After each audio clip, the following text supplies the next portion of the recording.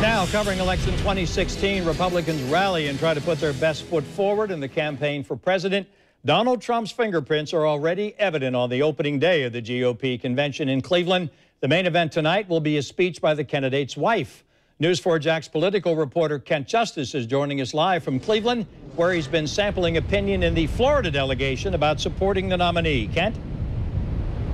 Yeah, and Tom, I think the big question right now in this opening day of the RNC is what's the opinion across the entire country when it comes to Republicans. Want to take you inside the Q, Quickens Loan Arena, where they're hosting this convention. And this was just a few minutes ago, about 4 o'clock, a group of anti-Trump delegates submitted signatures trying to force a vote on the rules of the convention.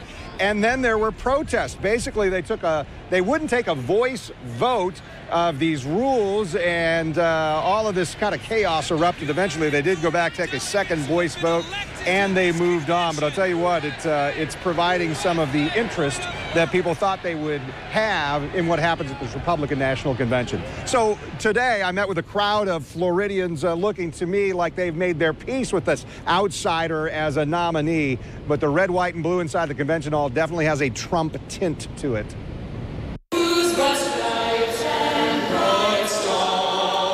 The preparations end and the countdown clock expires as the Republican National Convention gets underway this afternoon. Florida's delegation staying in this hotel about 20 minutes away and made its way to downtown Cleveland aboard chartered buses. And among the crowd from the Sunshine State, locals to us like Nassau County GOP Chairman Sherry Billings. I asked about the mood among Republicans and whether everyone was as excited about this candidate as they have been in the past. They're hanging around with their own people. Okay. There is a lot of excitement here. We had a great breakfast. There was a lot of excitement there. We had a wonderful event at the Harbor and the Rock and Roll Hall of Fame last night.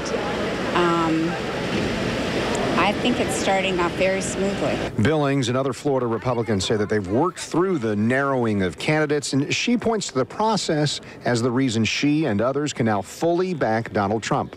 But just like the candidates were asked to take a pledge, in our hearts, we have to do the same thing. If you're not going to support the chosen candidate, why would you be involved in the process?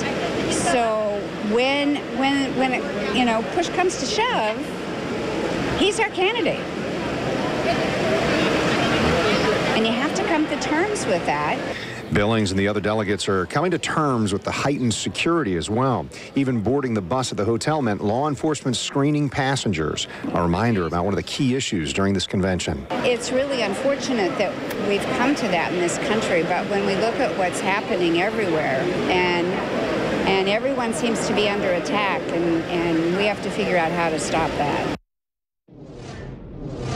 Coming up at 6 o'clock, we'll go back inside the convention center there, give you an update, but we'll also introduce you to a delegate from Clay County who wholeheartedly supports Donald Trump, and he'll explain why. Live in Cleveland, I'm Kent Justice, Channel 4, the local station.